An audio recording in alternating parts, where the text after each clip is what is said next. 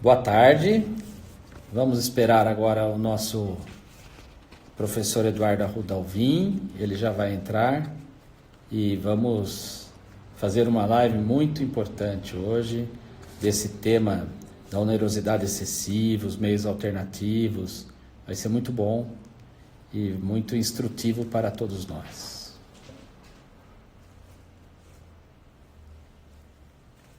Boa tarde, professor Fazoli, professor Marcelo Afonso, tantos amigos entrando, alguns eu não conheço pelo nome que adotam, né? Mariana Torsdorf, Isabela. É uma alegria sempre recebê-los, viu?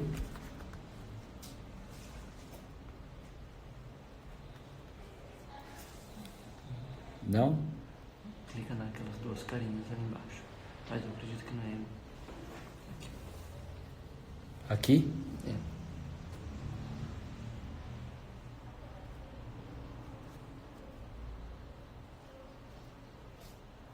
Não. Pode passar.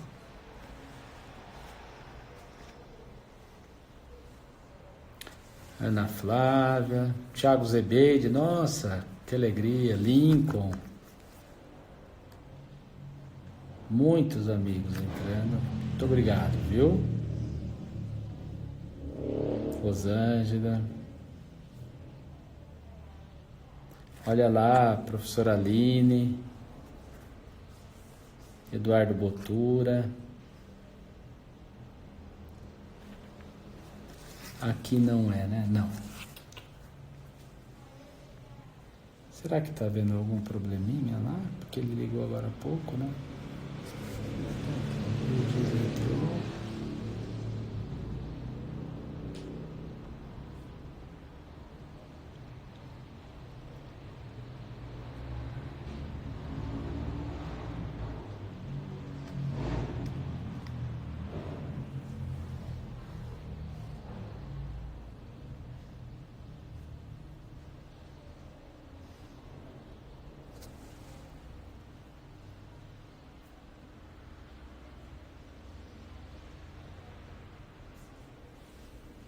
Quer ligar naquele celular dele? No WhatsApp tem que ser, né? Oi, doutor Felipe. Sérgio. Aqui, ó. Aqui, ó. Não é? Ele entrou. Isso, ó. A gente clica nas duas carinhas agora. Aonde? Aqui? Isso. Clica no Eduardo. Mas eu acho que não é. É sim. É aqui. Adicionar.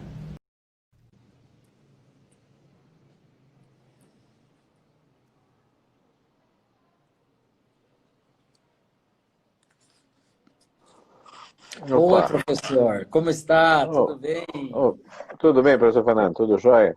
Que alegria. Vamos ver se eu consigo fazer um equilíbrio aqui, peraí. Tá.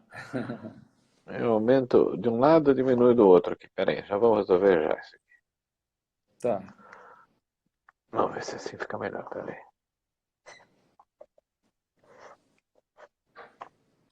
Acho que assim Aqui fica tá com uma razoável. imagem bem simpática. Mas não fica torta, não? Não, agora ficou, agora. Mas antes Peraí, estava peraí, torto. peraí, peraí. Tá. Eu acho que assim fica melhor. Aí, assim. Assim Sim, fica fica jóia. bom. Fica ótimo. Quer dizer, melhor que isso também não fica mais, né? Viu? A minha filha faz uma crítica que nessas minhas lives eu estou saindo com a cara muito grande. Eu falei, não tem jeito, isso não tem o que fazer, né?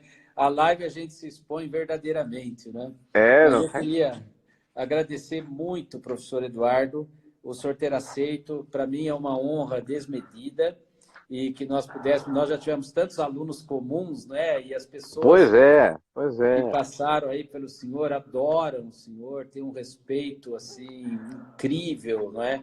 Pela sua docência, pelos seus escritos, né?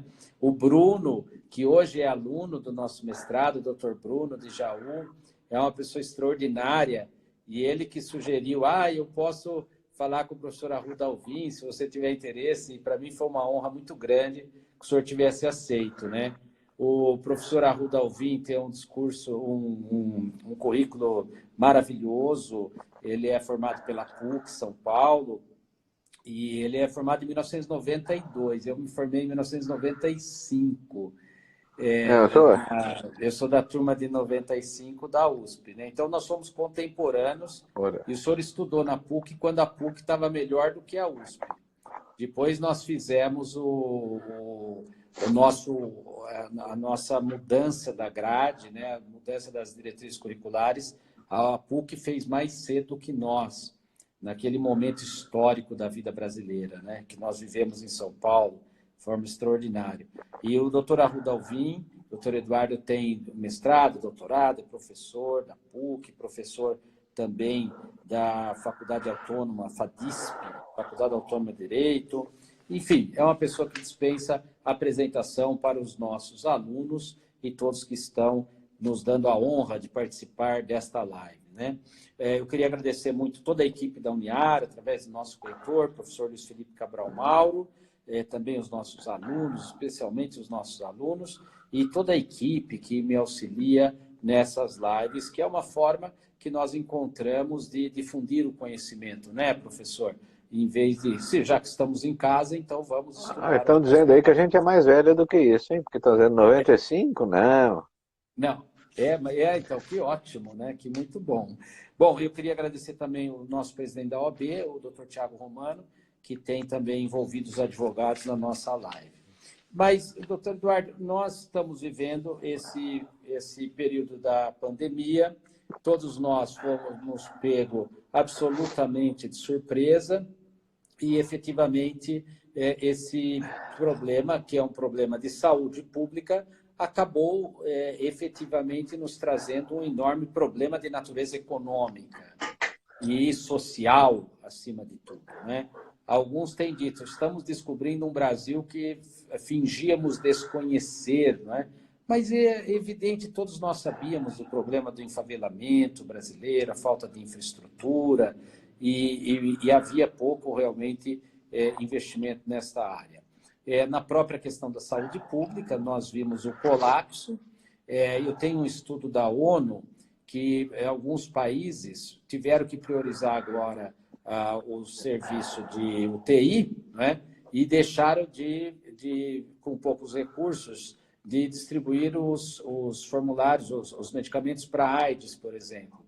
Então, a ONU já estima em 500 mil mortes a mais de AIDS no mundo esse ano, porque alguns estados não têm dinheiro para as duas coisas, né? Graças a Deus também esse não é um problema brasileiro, porque nós estamos conseguindo manter todos eles e fizemos um grande trabalho na recuperação dos leitos hospitalares, etc. Não temos tido grande problema desta natureza. O maior problema nosso, realmente, ainda está na falta de assistência para alguns setores. Bom, mas, como eu disse, logo desencadeia para a questão econômica, é óbvio. As pessoas na quarentena, né, vão ficando sem emprego, a diminuição a ONU estima em 2 trilhões de reais já nesses 3 ou 4 meses, né, de dólares no mundo todo. Então, isso vai ser uma loucura, o desemprego, as fábricas vão fechar mesmo, comércios vão deixar de existir, ou por um período de tempo, e isso vai se desembocar no judiciário, obviamente, porque, ou não, é isso que nós queremos discutir, não é? Quem está endividado, quem está sem emprego, quais são as alternativas para essas pessoas, né? Então, nós temos o tema da onerosidade excessiva, né? E que era o tema, inclusive foi o tema que nós escolhemos para a nossa live, né? A onerosidade excessiva e os meios alternativos. E eu queria dizer uma coisa que falei muito aqui na live que nós fizemos com o ministro Gilmar Mendes, também nós discutimos esse tema com o Ives Gandra também, e com outros tantos convidados, o que vai acontecer para evitar o mesmo colapso que tivemos na saúde pública, o que nós podemos fazer para esse colapso não ir para o judiciário. Nós já temos 130 milhões de ações no judiciário hoje, né?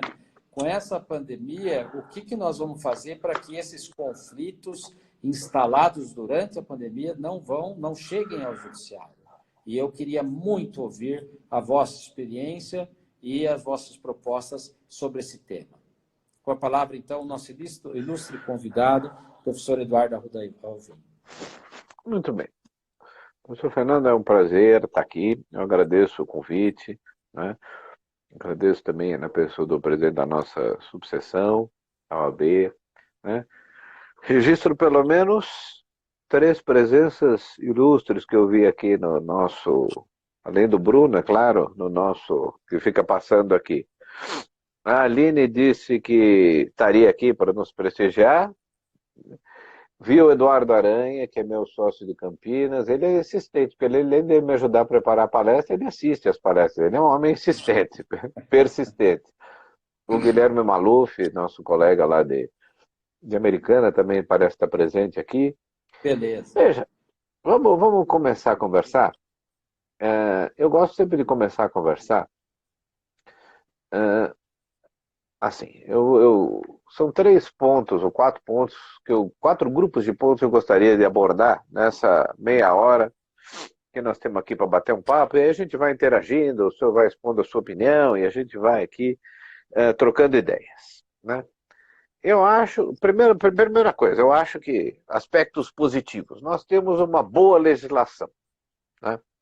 Nós temos uma boa legislação, e acho que em grande parte, isso se deve ao fato de que o legislador, de uns tempos para cá, né, tanto no Código Civil como no Código de Processo, que é mais recente, né, tem se utilizado mais e mais de conceitos vagos, né? E são esses conceitos vagos que são preenchidos, né, pelo juiz à luz do caso concreto, que permitem justamente essa maleabilidade, sem a necessidade, talvez, né, e depois nós vamos falar um pouquinho do PL 1179, sem a necessidade de modificações legislativas abruptas e reiteradas, né? Há um professor, já falecido, né, e inclusive foi colega de colégio do meu pai, que era o professor Antônio Roberto Sampaio Doria, muito amigo do meu pai, que tem um livro lá sobre princípio do devido processo legal, que é uma obra clássica, onde ele cita um dado interessante, né? A cláusula do devido processo legal está presente na Constituição Americana desde os fins do século XIX. E até a crise de 29, a cláusula do devido processo legal foi constantemente invocada pela Suprema Corte Americana, né, como embasando, né, as decisões que vedavam a intervenção do Estado da economia. Com a crise de 29, né, o New Deal, né, a intervenção do Estado da economia foi a maneira que se encontrou de reerguer a economia americana e a economia mundial, de uma certa forma. E a cláusula do devido processo legal, sem qualquer alteração, passou a ser invocada, qualquer alteração redacional, né, passou a ser invocada nesse novo contexto como o fundamento para a intervenção do Estado na economia, né? Então, eu acho, a primeira registro que eu gostaria de fazer é justamente esse. O legislador se utilizou, por exemplo, no 317 do Código Civil, quando ele fala em motivos imprevisíveis, desproporção manifesta, de conceitos vagos, né, que vão ser preenchidos pelo juiz à luz do caso concreto. É o juiz, diante da situação que é apresentada a ele, que vai procurar dar a melhor solução. Então, eu acho que nós temos uma legislação madura, uma legislação adequada para resolver o problema. É claro que há alguns dispositivos, né, que, no meu modo de entender, tem uma redação quase infantil. Um deles é o parágrafo único do 421, introduzido pela Lei da Liberdade Econômica do finzinho do ano passado, ainda no contexto pré-pandemia, introduzido pela 13.874, que diz assim: o caput do 421, também com a redação alterada pela Lei da Liberdade Econômica, ele diz: a liberdade contratual será exercida nos limites da função social do contrato. Ok. E no parágrafo único dispõe que nas relações privadas prevalecerão o princípio da intervenção mínima e excepcionalidade da revisão contratual. Ora, é o Estado que garante o equilíbrio do contrato. Quando não é observado o pacta sunt servanda, a quem se recorre para garantir o equilíbrio do contrato, né? O professor Anderson Schreiber, por exemplo, é um dos críticos, o Eduardo, que nos escuta, me separou vários textos dele, é um dos críticos dessa redação, professor titular da UERJ de Direito Civil. Muito bem. Bom, mas o fato é que dois dispositivos, no meu modo de entender, o 317 e o grupo de dispositivos que está entre o 478 e o 480, autorizam que numa situação como essa, o Estado juiz intervenha. Autorizam que numa situação como essa, né, quando as partes não chegarem a uma composição, haja intervenção do Estado juiz. Eu gostaria de fazer um parênteses antes de falar desses dois dispositivos, né? Certamente, um dos caminhos para evitar uma judicialização extrema, né, seria o da mediação, né? Mas eu acho que, infelizmente, o que eu sinto é que pode ser que as pessoas se adaptam a situações extraordinárias com uma facilidade talvez maior do que a gente espera. Mas eu sinto que nós não estamos maduros o suficientemente envolvidos por essa ideia, né, para que isso seja uma solução numericamente expressiva para os problemas que surgirão, né? E a prova maior é o Código de Processo Civil. O Código de Processo Civil está aí completando 5 anos, 4 de vigência, e muito bem intencionadamente estabeleceu que no procedimento comum, como regra, a menos que as duas partes não queiram, o réu é citado para uma audiência de conciliação. Não sei por aí, professor, aqui é prática absolutamente comum citar para apresentar a contestação, como se não tivesse havido essa modificação, né? E a vida que segue. Quer dizer, se ignora. Hoje o nosso professor de processo civil, de introdução aqui, o professor Weber, me disse isso, né? É uma regra não seguida. É uma regra não seguida. Não, em muitos lugares eu vejo que segue. Agora, por quê? Porque para que isso se desenvolvesse, a gente precisaria ter um quadro de mediadores capacitados, né? Não pode ser o juiz, obviamente, porque na mediação ou na conciliação, conforme a hipótese de que se trate, você discute uma porção de coisa, você faz proposta. Isso não pode influenciar a cabeça do jogador isento. E a coisa não está madura o suficiente para isso. O resultado é que é uma regra ignorada, mas é um mau sinal do ponto de vista de, vamos dizer assim, da importância que a mediação já alcançou na sociedade brasileira. Eu acho que é muito pouco ainda. É muito pouco. Eu tenho visto nas negociações, muitas vezes uma intolerância muito grande, uma intolerância absolutamente incompatível, né, com o momento histórico que nós vivemos, né?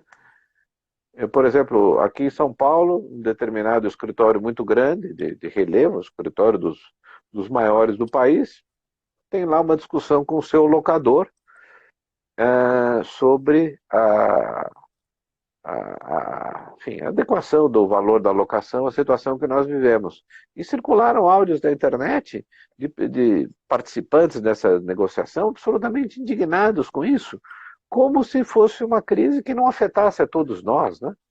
Então eu realmente não acho que a mediação poderia ser um caminho, mas a sociedade, infelizmente, não está madura para isso. Quer dizer, eu vislumbro que, infelizmente, uma grande parte dos conflitos que deverão advir, certamente advirão, né,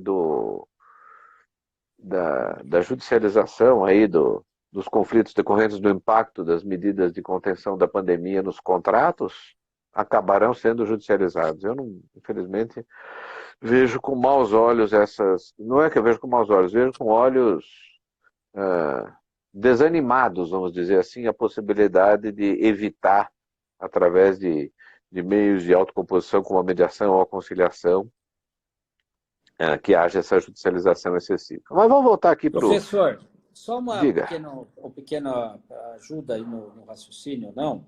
Eu concordo integralmente com o senhor, tanto que eu tenho visto a necessidade social e esse problema um pouco de solidariedade surgir, tem feito com que as partes se componham, principalmente em questões, por exemplo, de locação e de alguns atrasos, sem procurar, inclusive, escritório de advocacia. Eles estão fazendo Porque a necessidade social está fazendo com que muitos deles, e sem procurar a verdadeira mediação, etc., né? Aqui em Pois é. Araraquara, nós temos uma mediação um pouco melhor, porque o nosso Sejusc foi o primeiro Sejusc do estado de São Paulo. Primeiro, instalado na faculdade que eu sou o coordenador, na Uniara. E lá no Sejusc, nós fizemos, só para o senhor ter uma ideia, o curso de mediadores, né, e conciliadores, aquele curso oficial do Tribunal de Justiça, foram 600 pessoas fizeram o curso. 275 eram de Araraquara. Então, nós Que temos bom. quase 50% dos mediadores de todo o estado de São Paulo. Então, aqui melhorou muito nesse aspecto, né? Mas, enfim, eu só queria dizer que eu também estou de acordo, porque não é a nossa cultura, e a cultura do desespero está fazendo com que as partes até se componham para tentar evitar o judiciário, né? Mas não é pelas formas tradicionais, eu concordo com o senhor. Pois não. E também, professor, antes que nós entremos no Código Civil, eu vejo também, quer dizer, eu acho que o excesso de judicialização, indo um pouco para o fim, depois a gente volta, vai trazer pelo menos 3 problemas grandes, né? O primeiro é um problema prático, né? Um judiciário assoberbadíssimo, com 130 milhões de processos, que vai receber um afluxo de demandas muito grandes, né? Muito grande, e é um afluxo de demandas que as demandas ficam, né? A crise, se Deus quiser, uma hora ou outra vai embora, espero que nós continuemos por aqui, mas as demandas ficam. Uma ação hoje entra agora, acaba daqui a 10 anos, 12 anos, etc. Então a primeira preocupação é essa, evidentemente, é um excesso de trabalho judiciário. A segunda é, bom, já que é necessária essa intervenção do judiciário, muitas vezes, porque essas... Eu saí da imagem aqui? Saiu. Vamos voltar aqui, peraí. Já que essas... O que eu fiz aqui? Ah, é assim, eu inverti. Velho, é uma desgraça. Pronto. Aí, voltou. Porque essas... Tá. Excesso, vamos voltar, raciocínio. Excesso de demandas, né? Uma judicialização que vai reclamar uma intervenção do juiz, e aí eu tenho 2 ordens de preocupação. A primeira delas é a necessidade de tratamento isonômico. Então, o senhor imagine, por exemplo, 2 restaurantes, um em frente ao outro, aqui em São Paulo tem aos montes, né? E um dá 30% de redução, o outro dá 10%. Um sobrevive e o outro não sobrevive. Quer dizer, eu estou tratando situações juridicamente equivalentes de forma desigual, né? Então, além do excesso de serviço, acho que uma das preocupações que decora desse afluxo de demandas é justamente essa necessidade de se buscar um instrumento que permita um tratamento isonômico, né? E ao lado de tudo isso, né, o judiciário tem que encontrar um caminho de procurar trazer o mais rapidamente, apagar incêndios, trazer segurança jurídica, né? E na medida em que o judiciário encontre um instrumento para sinalizar, né, alguns parâmetros que possam ser seguidos pelos juízes, eu acho que esse escopo tem que ser atingido. É claro, o professor Anderson Schreiber diz, não, isso é uma situação que tem que ser analisado caso a caso, o problema da revisão dos contratos. Num cenário ideal né? Mas nesse cenário que nós vivemos, né, nesse cenário caótico que nós vivemos, eu acho que é preferível que se busque um instrumento dentro do Código de Processo Civil que possa, o mais rapidamente possível, trazer essa padronização e essa segurança jurídica, seja para que eles lidem melhor com esse excesso de serviço, seja para que nós tenhamos segurança jurídica, seja para que a população em geral tenha situações juridicamente equivalentes tratadas da mesma forma, né? E algumas iniciativas eu vejo com preocupação. Então, o senhor falou aí desse assunto da mediação, eu me lembro aqui que há um provimento da Corregedoria aqui do nosso Tribunal de Justiça, que é o provimento 11 de 2020, né? que é um provimento extraordinariamente bem intencionado. Ele diz assim, ele cria um projeto de conciliação e mediação pré-processuais para disputas empresariais decorrentes dos efeitos da Covid, destinado a empresários e sociedades empresárias, nos termos do artigo 966 do Código Civil, e demais agentes econômicos, desde que envolvidos em negócios jurídicos relacionados à produção e circulação de bens e serviços. Mas aí o artigo 2º desse provimento 11 da nossa Corregedoria diz, a parte interessada formulará. Não se parece que pode prescindir do advogado, não me parece correto isso. Né? Requerimento por e-mail institucional, aí põe lá o e-mail do nosso tribunal, que conterá o pedido ou a causa de pedir relacionadas às consequências da pandemia, observada ainda a competência das varas empresariais e dos conflitos de arbitragem da capital do Estado de São Paulo. Ora, imaginar que a parte leiga, né, ainda que empresário, possa deduzir adequadamente o pedido ou a causa de pedir, né, e que isso aqui vá funcionar mormente sem a presença do advogado, e que ademais seja legal sem a presença do advogado, me parece um pouco utópico. Então eu vejo com preocupação, eu acho compreensível a iniciativa, acho que a iniciativa deve ser aplaudida, mas merece alguma modelagem, né, para adequar a situação. Porque imaginar que um empresário, um dono de um restaurante, ou dono de um determinado comércio, que não chega a um acordo com o seu locador, vá deduzir o pedido ou a causa de pedir, endereçar o pedido, chegar a uma conciliação sem a presença do advogado, ainda tudo feito virtualmente, me parece um pouco utópico, ademais de tudo, de legalidade duvidosa na parte em que prescinde da presença do advogado. Mas eu só... conversei sobre esse provimento da Corregedoria, eu conversei com o Marcelo Guedes Nunes, que ajudou a redigir, assim como professor, né? Foram vários professores. Eles entendem que precisa da presença do advogado, porque depois o juiz chama para audiência, né? Mas realmente não está assim determinado. E o doutor Guilherme Maluf também está perguntando isso. Ele acha que é indispensável a presença do advogado, né? Agora, é um projeto piloto e só 3 juízes, se não me engano, aí da Vara da Capital, se só 3 juízes candidataram para o projeto piloto.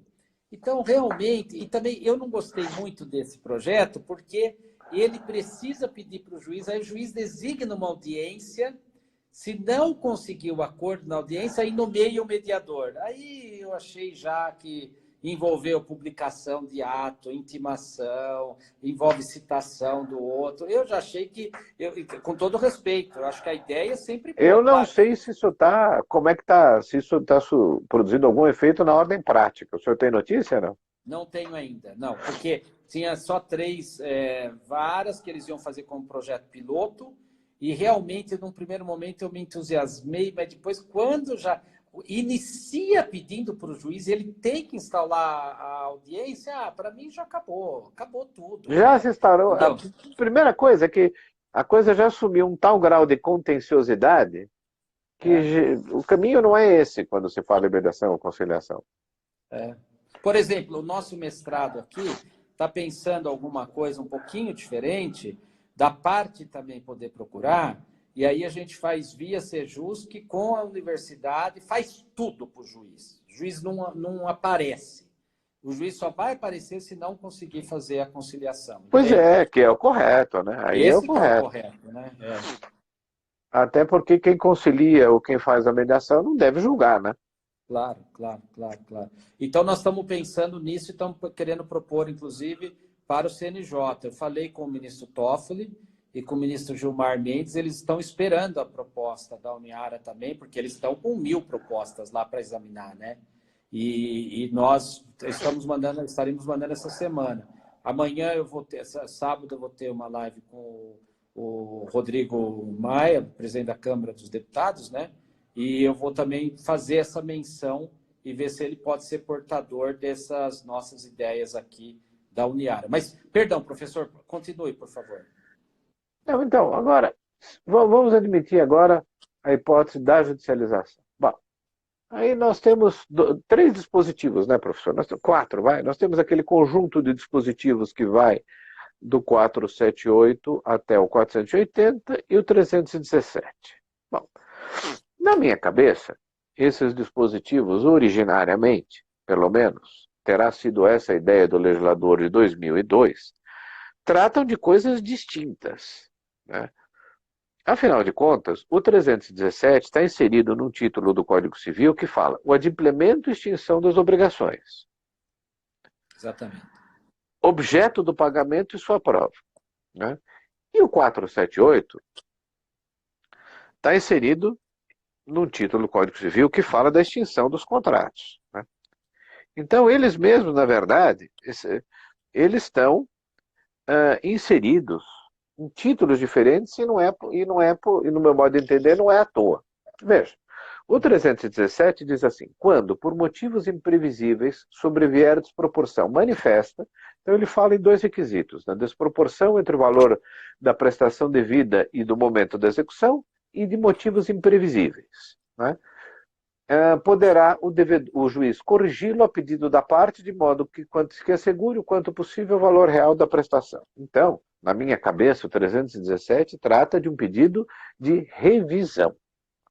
Revisão. O artigo 478 é um pouco distinto. O artigo 478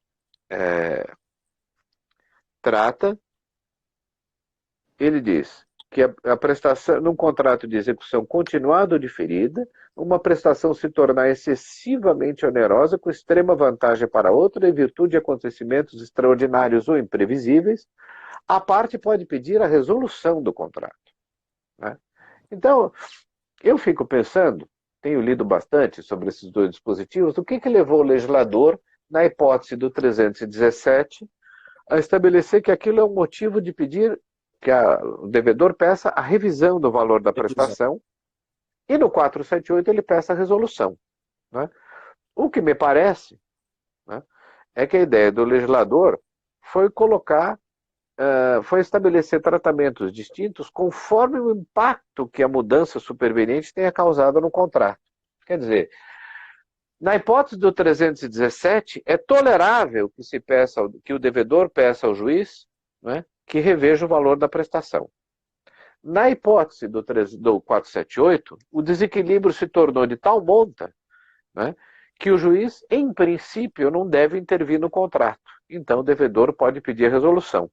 Tanto é assim, me parece, que o 479, mesmo na hipótese de onerosidade excessiva, ele diz que a resolução poderá ser evitada se o réu concordar com a modificação do contrato. Ou seja, o juiz só modifica o contrato se o réu também concordar. Ao passo que na hipótese do 317, vamos dizer, menos grave, né, o juiz impõe a modificação do contrato, mesmo que o réu obste ou resista, enfim, se oponha à modificação do contrato, né? E na ordem prática, professor? Na ordem prática, o que eu tenho observado é que esses dois dispositivos, inclusive, vamos falar um pouco dele daqui a pouco, ficou bom, né? Do 1179, mas os juízes têm posto tudo no mesmo saco. Quer dizer, eu tenho observado que, embora o 317, o 478, o 479, no meu modo de entender, digam respeito a hipóteses um pouco diferentes, né? As decisões que eu tenho observado têm referido indistintamente tanto um como o outro, quer dizer, esse grupo de dispositivos, o 317, o 478 e o 479, como dispositivos que autorizam que o juiz, né, diante do desequilíbrio causado, por exemplo, pelo locatário de um shopping, que tem que pagar uma parcela fixa, além do percentual sobre o seu faturamento, então não tem como pagar parcela fixa, porque ele não opera há 4 meses, tem autorizado, tem invocado esse grupo de dispositivos sem fazer essa distinção para justificar a revisão do contrato. Não sei se o senhor tem visto decisões que têm feito a distinção entre o 4, porque na minha cabeça, o 317 encamparia a teoria da imprevisão, que poderia servir como fundamento para a revisão do contrato. Ao passo que o 478 ou 479 encamparia uma situação mais grave, né, que é a onerosidade excessiva, que seria, em princípio, motivo de resolução do contrato, a menos que, nos termos do 479, o réu concordasse, né, e aí entra como é que ele poderia concordar. Eu acho que tem que ter reconvenção, mas enfim, civilista não se preocupa muito com o processo, então eles não se preocupam muito em comentar como é que o réu pode evitar a resolução do contrato nos termos do 479. Mas, de qualquer forma, o 478, a onerosidade excessiva, seria motivo de resolução, ao passo que o 317, em previsão, seria motivo de modificação. Na ordem prática, eu não tenho observado essa distinção. Eu tenho observado que É os juízes verdade. têm Inclusive, justificado a intervenção do contrato e pronto. quando a gente pega um professor, um processualista mais rígido, vamos chamar assim, ele diz que, ora, nenhum nem outro deveria ser invocado para esse tipo de contrato, né? Mas, em geral, o que eu tenho visto é no shopping center, a onerosidade, ela se transformou mais com base realmente no 478, 479, porque não tem sentido, não tem faturamento, não tem nada. E aquela taxa de publicidade, né, daquilo lá, onera é quase 40%, 50% conforme o shopping, né? Então, usaria mais o 478 e 479 mesmo. Olha, eu estou indo embora e quero ainda indenização pelas benfeitorias que fiz aí. Agora, o outro é mais para renegociação de aluguel mesmo, eu acho. Porque na renegociação de aluguel, eu não vejo como aplicar muito o 478, excetuando o de shopping center, né? Porque ele fala uma onerosidade excessiva para outra parte. Ora, eu tenho um imóvel alugado, o locador tem um imóvel para uma sorveteria, que onerosidade excessiva ele está tendo? Ele vive daquela renda, não é? Não tenha Entende? dúvida. Então, aí eu acho que não se aplica realmente o 478. Agora, para shopping center, que já é uma estrutura diferenciada e que tem toda a questão do mercado, eu acho que se aplica mais o 478 e 479, entende? Concordo Mas, inteiramente. como dizem atualmente, né, professor, tudo isso acaba sendo, dificilmente um juiz vai extinguir uma ou outra, dizendo você deveria ter fundamentado por um ou por outro, porque há uma confusão tão grande nisso tudo, né? E Agora, as pessoas vão acabar usando a fungibilidade, talvez, não sei, para aplicar a melhor decisão, né? agora, de qualquer forma, me parece, lá no início das discussões, quando as primeiras demandas surgiram, né, falaram muito no 393, força maior. Isso, Não poucas pessoas invocavam o isso. 393, falavam em caso fortuito É, ou força maior. Aí me é. parece que para essas situações ele não tem aplicação, né? Me Eu também parece acho. que o que o 393 visa evitar são as consequências, os consectários da mora, né? É E verdade. a Então, partir o daí, que enquanto não é possível de ser 393. cumprida a obrigação, que o cara não sofra os consectários da mora, mas não serve para revisão, né? Não. O 393 talvez assim, para se houve um prejuízo para não pagar a multa pela não entrega da obra, porque fez Ah, um sim, pedido, né? especificamente isso, quer dizer, os prejuízos decorrentes É, da mora, né? isso, eu acho que sim, realmente. Ele é um pouco mais difícil. O professor Weber que pergunta para o senhor se o senhor acha que pelo menos na pandemia, como O autorizado professor pelo Weber senhor, é o nosso professor de processo. isso, aqui de Araraquara, é. Ótimo. E o professor Webert, ele é mais rígido, assim, vamos chamar, com a questão do processo, não é? E Faz então muito bem. aqui a gente nós somos sócios do escritório. O senhor imagina as brigas, né? Porque eu não sou positivista, ele é positivista, então e assim vamos tocando, né? E ele diz, como eu tenho tratado muito com ele, tenho conversado muito com ele, essa questão da circunstancialidade. Né? O senhor sabe que hoje se discute no Suprema, inclusive, a inconstitucionalidade circunstancial ou constitucionalidade circunstancial. A lei é inconstitucional, mas ela é constitucional somente no período da pandemia. E assim por diante. Nós temos visto muito, a professora Aline é uma grande especialista desse tema da circunstancialidade. Né? Então, professor Weber te pergunta o seguinte, em razão dessas dificuldades, se o senhor acha que o juiz pode negar a penhora em dinheiro sobre faturamento da empresa em contrariedade à ordem lá do 835, né? Porque a ordem é dinheiro em primeiro lugar, né? Em geral, os juízes já negam quando, efetivamente, aquele dinheiro é o capital de giro mínimo, ou pegam uma porcentagem menor, tal, né? Nesse momento, o senhor acha que o juiz pode ignorar aquela linha e vai fazer a linha menos gravosa para o devedor, invertendo o próprio espírito, não é, do 835? Professor Weber, é difícil responder isso em abstrato, né? Eu diria assim, eu acho que a ideia de que a execução tem que se realizar da forma menos gravosa está ligada, vamos dizer assim, correlatamente à ideia de não comprometer a eficácia da execução, né? Porque, em última análise, principalmente quando nós estamos falando em cumprimento de sentença e não execução de título extrajudicial, afinal de contas, o credor já passou por um processo de conhecimento, com respeito ao devido processo legal, garantia de ampla defesa e assim por diante. Então, vamos dizer, o que seria, na minha cabeça, uma aplicação, vamos dizer, tradicional do princípio de que a execução deve se realizar de forma menos gravosa. Bom, então, o sujeito, o professor Fernando, tem 2 imóveis. Eu penhoro uma fazenda grande do professor Fernando para garantir uma dívida cujo valor é 1/10 da fazenda, quando ele tem outra propriedade imobiliária da mesma classe, né, que poderia, uma vez alienada, satisfazer a dívida sem que ele tivesse que alienar judicialmente uma fazenda. Então, aí a execução menos gravosa, dentro da mesma classe ali do 835, o juiz determina que a penhora se faça sobre o bem cuja alienação já satisfaz, então, o valor da dívida. Essa seria uma ideia. O código também estabelece hoje aquela possibilidade do seguro garantia, crescido de 30% e coisa e tal.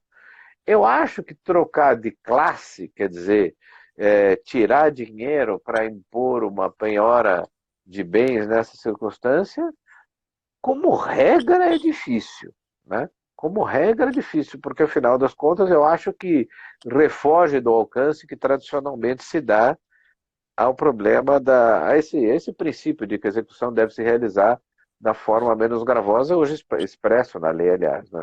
É um princípio expresso no positivado, né? Mas eu acho que tudo depende um pouco da situação e do bom senso, né?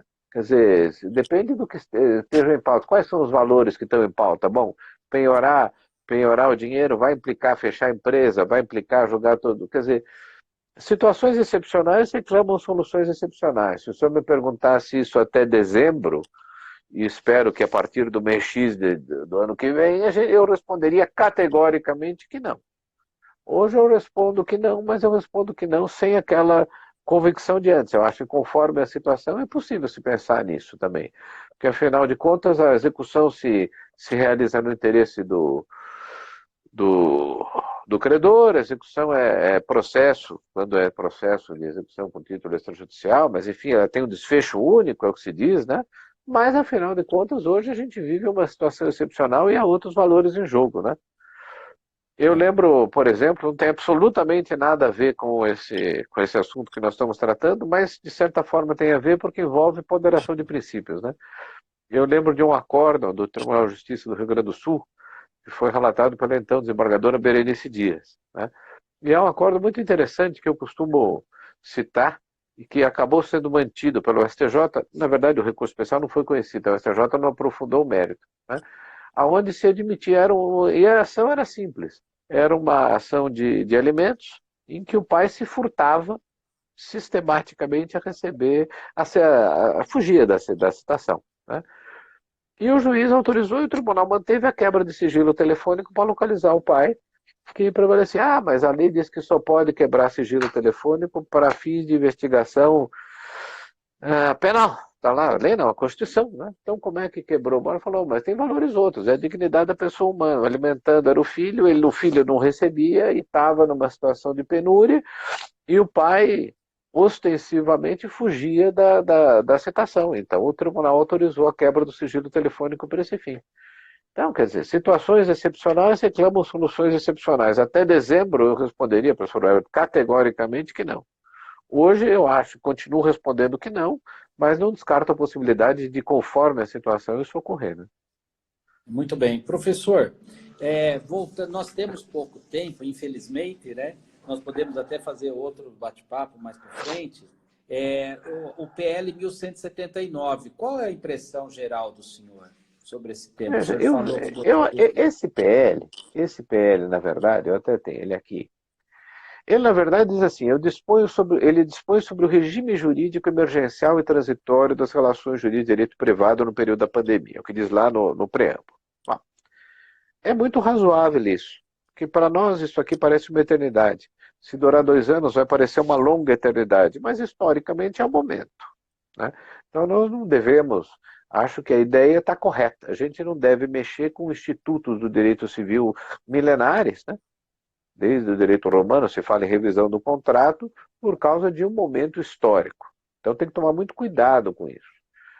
Então a ideia é boa, mas eu vejo com algumas ressalvas, especialmente o artigo 7º, que está inserido justamente nesse capítulo que trata da resilição, resolução e revisão dos contratos. Por 3 motivos, né? Primeiro, ele diz, não se consideram fatos imprevisíveis. Isso, na minha cabeça, é um crime. Porque eu comecei a nossa conversa aqui, professor Fernando, e o senhor concordou comigo, né, falando da importância dos conceitos vagos, falando da importância de ter uma legislação que permita ao juiz interpretar o caso concreto e amoldá-lo àquele conceito vago, né? É por isso que ninguém nunca definiu o que é devido ao processo legal na jurisprudência americana. E aqui vem aqui e quer explicar o que é fato imprevisível. Não é tarefa do legislador, é tarefa do juiz. Esse é o primeiro ponto. O segundo ponto é o seguinte, essa é uma lei que regula um regime transitório, e esse dispositivo não está falando de nada transitório, ele está dizendo não é fato imprevisível. Terceiro ponto, tem mais críticas, ele joga o 317, 478, 479 no meu saco como se fosse a mesma coisa, mas até aí vai lá. Agora, sobretudo e principalmente, professor, ele, na verdade, incorre num equívoco histórico, no meu modo de entender, além de procurar definir um conceito vago que é errado, né, do ponto de vista de técnica legislativa. Mas nós, no fim da década de 80 e início da década de 90, no período de hiperinflação, nos acostumamos com os planos econômicos. Cada ano era uma bomba, uma tentativa frustrada de resolver o problema de hiperinflação. Então, o Supremo e depois o STJ, no início da sua existência, tinham realmente uma jurisprudência firme que não admitia a revisão do contrato em razão da superveniência dos planos econômicos. De 94 para lá já se vão 26 anos, a gente vive, perto do que nós vivíamos, ao menos, um momento de relativa estabilidade, né? Entre todas as aspas possíveis. Então eu não posso pegar um reflexo daquela jurisprudência de 30 anos atrás e colocar que aumento de inflação, variação cambial, desvalorização ou substituição do padrão monetário não constituem fato imprevisível. A gente não sabe o que vai acontecer, né? Então, acho que não é tarefa do legislador, primeiro, nesse PL 1179, editar regras que não sejam por período da pandemia. 2, não é tarefa definir conceitos vagos. E 3, definiu, ademais de tudo, errado, porque a gente não sabe o impacto que esses fenômenos podem ter na pandemia, né? Não, Então, e inclusive, nós fizemos não foi uma live, foi um seminário mediado pelo Dr. Antônio Carlos Rodrigues do Amaral. Ele fez lá dos Estados Unidos, o Dr. Newton De Luca de um lado e eu do outro lado, falando sobre recuperação judicial e insolvência civil. Insolvência civil também é um outro tema extraordinário para o momento, né? A gente trazendo um pouco a experiência americana, assim, dá um trabalho extraordinário. Mas muito bem, o Antônio Carlos Amaral, ele na mediação, ele deixou de mediar e ele estava escandalizado com o artigo 7º do PL 1179. Porque o PL 1179, eu acho que ele foi muito saudado pela doutrina brasileira, pelos operadores do direito, como uma resposta pronta do judiciário naquele momento do legislativo, que estava todo mundo muito tenso, né? E ele tem coisas preciosas na área de direito econômico também, claro, é um PL razoável. Mas o doutor Antônio Carlos, quando chamou atenção para o artigo 7º, o Newton De Luca, o desembargador Newton De Luca, ficou louco, assim, né? Ele queria fazer uma manifestação para o Congresso também contra o 7º. E eu fui estudar, realmente é de uma coisa assim absurda, porque se a variação cambial não a variação cambial sempre foi um motivo muito cuidadoso do STJ. Eu sei porque no caso da laranja, o STJ aplicou a variação cambial como uma hipótese de revisão, Porque senão uma onerosidade, principalmente quem tem multinacional, joga para cá ou para lá o transfer pricing, não é? Então, realmente, eu fiquei também escandalizado com o artigo 7º. Pode ser que tenha outra ideia do legislador nesse artigo 7º que a gente não conseguiu entender. Como voltou agora para o Senado, eu acho, professor, que o próprio Congresso Nacional perdeu um pouco o entusiasmo pelo PL 1179, porque ele foi tão saudado no começo que já era para estar aprovado, né? Na Mas Câmara olha, a ficou um informação que eu tempão. tinha é que está na presidência para sanção agora, hein? Não, voltou para o Senado, só se Voltou? foi ontem, porque a É a Tebet não informação tinha que me der. colocado ainda. Bom, Será? é uma É. esperança que isso mude, porque esse 7º é triste mesmo. Agora, não, eu estou convencido que não vai mudar, porque eles querem dar uma resposta muito rápida para a pandemia, que o Congresso Nacional tem dado, mas em relação ao 1179, com aquele entusiasmo primeiro, o senhor veja, a lei, a 13.000 lá, para a lei da pandemia, foi em uma semana, e o Congresso ainda estava vigente, as medidas provisórias têm sido relativamente rápidas, e medidas provisórias complexas, né, professor? Muito complexas, né? Então, o Congresso vem, no meu modo de ver, né, respondendo rápido em algumas áreas.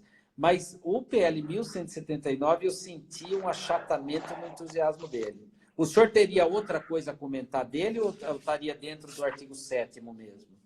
O resto, ele excepciona as regras do consumidor, eu acho muito razoável, porque revisão de contrato de consumo se baseia na teoria da base objetiva, alterou a base objetiva, independentemente de não ser fato previsível, etc., aplica o artigo 6º, inciso 5º. Eu achei muito razoável. Eu queria fazer só mais uma observação, professor, Pois não, se o perdão. senhor me permite. É o seguinte, Claro. como eu disse, a minha preocupação do ponto de vista processual é que o judiciário lide com esse excesso de demandas, né?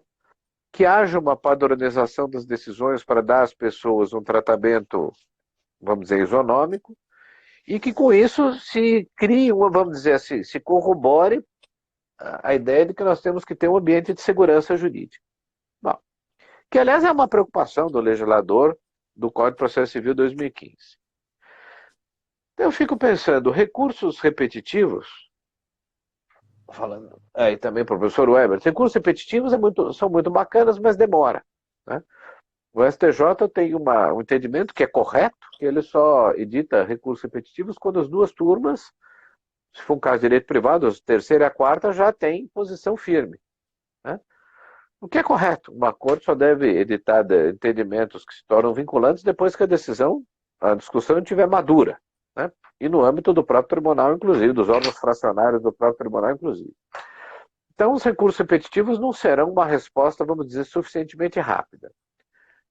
O IRDR poderia até ser, né? Pelo menos no âmbito dos tribunais locais. É claro que, como diz o professor Anderson Schreiber, tudo isso seria ideal ser resolvido caso a caso, né? Mas na impossibilidade de se resolver caso a caso, eu acho que, ainda que correndo o risco de uma padronização exagerada, é preferível a padronização do que deixar para a cabeça de cada um resolver, né? Então eu fico pensando se antes que haja essa proliferação de demandas, se diante da magnitude, da importância das causas que estão sendo discutidas, se isso não poderia ser objeto do incidente de assunção de competência. Quer dizer, pegar um agravo no tribunal aqui e dizer, olha, não compete aqui a 3 juízes ficarem decidindo, eu acho que o tribunal tem que dar certa padronização. Pelo menos shopping center funciona assim, aluguel de rua funciona assim, né? Tentar estabelecer, o quanto for possível, alguns nortes de forma rápida. O IAC tem a sua... é vinculante no âmbito do Estado, né? Passa a ser uma decisão emanada não de uma Câmara que vai divergir da outra, uma Câmara daqui, a Câmara vizinha dá tanto, passa a ser uma decisão emanada do órgão especial, né? E cria um norte para que os juízes possam decidir, né?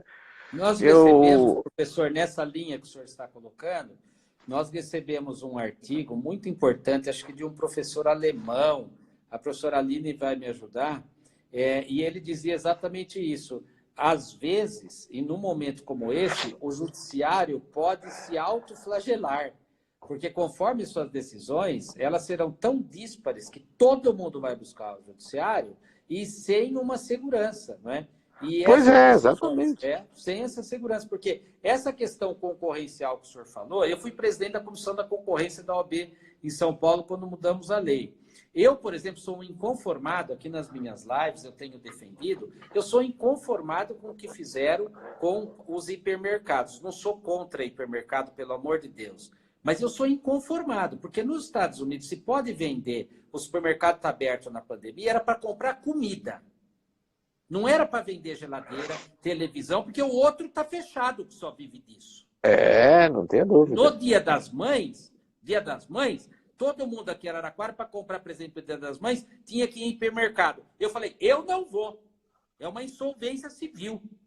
Ovo de Páscoa eu tinha que ir no hipermercado, só lá eu podia comprar tudo. Celular só podia comprar em hipermercado? Não, o hipermercado só podia estar aberto para vender comida. Gerou uma distorção concorrencial, vai matar um monte de gente por ter sido mal feito. O sistema foi mal feito. E isso que o senhor falou é chocante. Aí em São Paulo, vocês vão ficar desesperados com esse negócio dos restaurantes, porque vai ter juiz que vai dar 30, vai ter juiz que vai dar 20, vai ter juiz que vai... Entendeu? Então, vai ser um absurdo. Aí todo mundo vai tentar aquela jurisprudência lotérica, né? Aquela que favorece e vai ser uma sorte. Que é justamente o que está na contramão da ideia de tudo que permeia o Código de Processo Civil 2015, né? Exatamente, exatamente. Eu também acho que talvez é uma espécie de avocatória aí, né? Chamar para Pois é, uma ia ser decisão isso. mais Eu falo, positiva. não, isso aqui é uma Claro. causa relevantíssima, vamos submeter ao órgão especial. É isso mesmo. Eu acho que é uma excelente ideia que o senhor está colocando. Olha, professor, as nossas ideias, né? Claro, porque a gente procura pensar, né? E pensar com muita transparência acima de tudo, né? E sem nenhum caráter ideológico para um lado ou para o outro, para o pensamento jurídico mesmo, elas são intermináveis. Nós ficaríamos nessa live 5, 6 horas debatendo cada um desses temas, né? Eu queria muito agradecer, eu vou passar para o senhor fazer a consideração final. Nós temos uma série de outras perguntas, depois eu encaminho para o senhor. E eu queria só anunciar, pedir um minutinho para o senhor, para anunciar, além de agradecer a todos que estão nos ajudando nessas lives, anunciar as próximas lives para os meus ouvintes e para o senhor também ter conhecimento, né? Agora, dia 30, excepcionalmente no sábado, nós vamos fazer às 10h30 da manhã, a live com o presidente da Câmara dos Deputados, o Dr. Rodrigo Maia, o deputado Rodrigo Maia, que muito me honrou também de aceitar esse convite, né? É uma honra para a nossa Uniara. No dia 2, terça-feira, nós vamos receber o Dr. Caio Augusto Silva dos Santos, o nosso presidente da OAB São Paulo, para verificar como a OAB está vendo também essas limitações hoje de direitos do próprio advogado, etc., as audiências e tal, né? E quero tratar com ele também a legitimação maior da OAB perante a sociedade, o que ele pensa da eleição direta para o Conselho Federal, etc. E eu queria também agradecer muito à professora Carla Rister, que é digna magistrada federal aqui da nossa comarca, que está nos acompanhando também desde o início. E dia 4, professor, eu vou receber aqui um velho companheiro de cátedra do senhor, o professor Fábio Lhoa Coelho. Nós vamos muito fazer bem. uma live sobre crises previsíveis e crises imprevisíveis, né? Do direito empresarial e tal, só que vai ser um horário diferente às 20h30. Professor, as suas considerações finais, uma enorme alegria. Eu não tinha tido a honra ainda de conhecê-lo, além dos seus livros, né? Uma enorme alegria e quero convidá-lo para vir à nossa Uniara para algumas palestras, assim que isso for possível, de forma presencial. Muito bem.